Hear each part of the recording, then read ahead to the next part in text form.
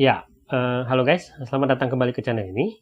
Hari ini saya mau ngobrolin tentang anak scapegoat ya, karena ini ada beberapa hal yang banyak banget atau sering banget yang ditanyain sama teman-teman. Jadi kita pernah bahas ya bahwa anak scapegoat itu kan jalan terbaik itu adalah pergi dari keluarga disfungsionalnya dia. Artinya pergi jauh lah, lepas dari keluarga tersebut dan bikin kehidupan sendiri. Pertanyaan adalah ketika kamu keluar dari keluarga disfungsional, itu nggak mudah gitu ya. Kenapa?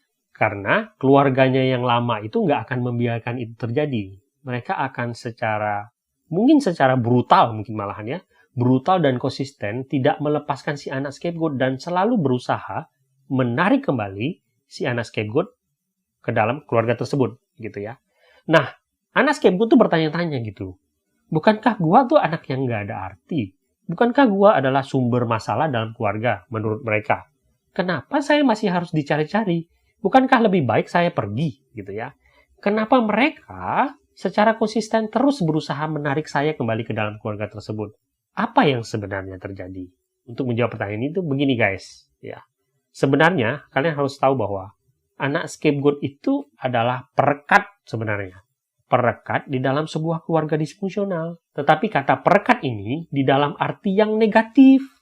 Apa arti yang negatif? Gini, kita kan udah tahu nih ya, anak scapegoat itu adalah tempat di mana seluruh anggota keluarga itu melemparkan keburukan-keburukan yang terjadi di dalam keluarga tersebut kepada dia, ya kan?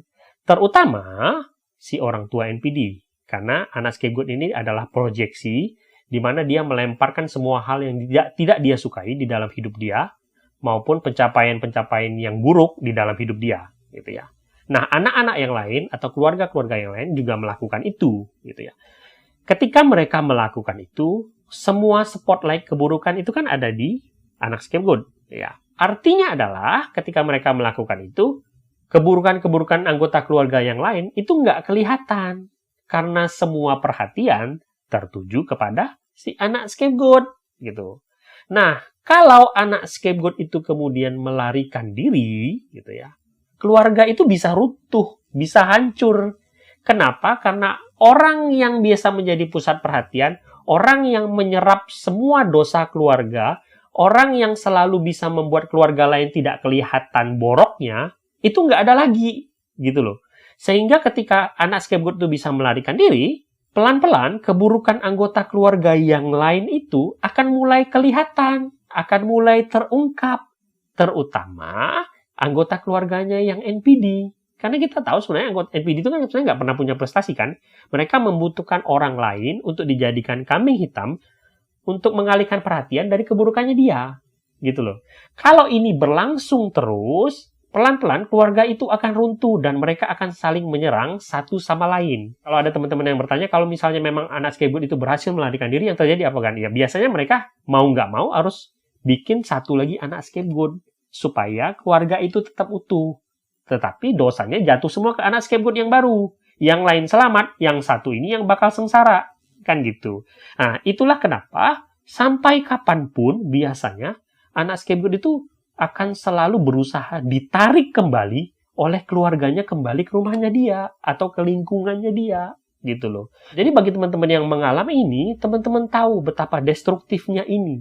Betapa kalian harus tegas untuk tidak pernah kembali ke lingkungan tersebut. Gitu. Nah, sedikit mungkin teman-teman yang ngalamin ini ya, kalian harus tahu bahwa cara mereka menarik anak scapegoat kembali itu berbagai macam gitu. Jadi kalian harus bisa memprediksi itu juga. Pertama misalnya, yang paling umum itu biasanya dari memakai smear campaign atau fitnah gitu ya. Misalnya seperti mengatakan bahwa itu anak nggak berbakti lah sama keluarganya, sama orang tuanya, melarikan diri dari rumahnya, nggak pernah kasih kabar, nggak mau memperhatikan keluarganya kembali, nggak punya hubungan darah sama sekali, bla bla bla bla bla, gitu ya. Sebuah fitnah yang dari dulu, ketika anak itu juga masih berada di dalam keluarga, ya itu udah terjadi, gitu ya. Karena scapegoat itu kan sangat sering image-nya direndahkan, ya. Dua, bisa juga melalui tindakan-tindakan manipulatif, gitu ya. Misalnya mengatakan bahwa orang tuamu sakit gitu ya, kamu harus pulang lah, kamu harus merawat dia lah sebagai bakti kamu gitu ya, bahwa kamu tuh dulu sudah dibesarkan dan begini gitu ya, dimana kewajiban itu dilemparkan kembali kepada anak scapegoat gitu ya, padahal sebenarnya Harus anak-anak lain kan juga mampu melakukan itu kan sebenarnya. Sebenarnya ini kebanyakan hal trik aja gitu ya, supaya anak scapegoat itu merasa bersalah. Kalau ini kita bilangnya melalui emotional blackmail di area O atau obligation gitu ya. Nah, selain dua hal itu biasanya kalau itu juga nggak berhasil, bisa juga dilakukan love bombing gitu ya. Jadi dalam arti dulu anak scapegoat itu selalu direndahkan, selalu dihina, selalu dijadikan bahan ejekan. Sekarang tiba-tiba disanjung-sanjung gitu ya. Dijanjikan inilah, dijanjikan itulah. Kemudian misalnya anggota keluarganya dideketin lah, anaknya lah dideketin, pasangan hidupnya dideketin gitu ya, supaya dia itu mau kembali gitu ya. Masalahnya adalah love bombing ini cuma sementara. Kalau si anak scapegoat ini terpancing untuk kembali lagi dan terperangkap kembali, love bombing itu akan berhenti dan itu akan kembali ke siklus yang dulu gitu ya. Itulah kenapa penting bagi seorang anak scapegoat untuk memantapkan diri dia. Bila kamu udah keluar dari lingkunganmu, ya keluarlah. Lepaskanlah semua harapan kamu.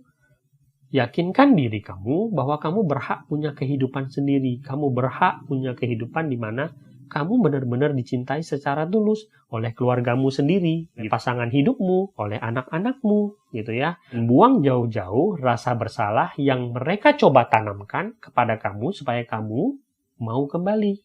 Gitu ya. Oke.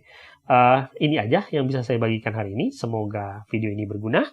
Sampai jumpa di video selanjutnya.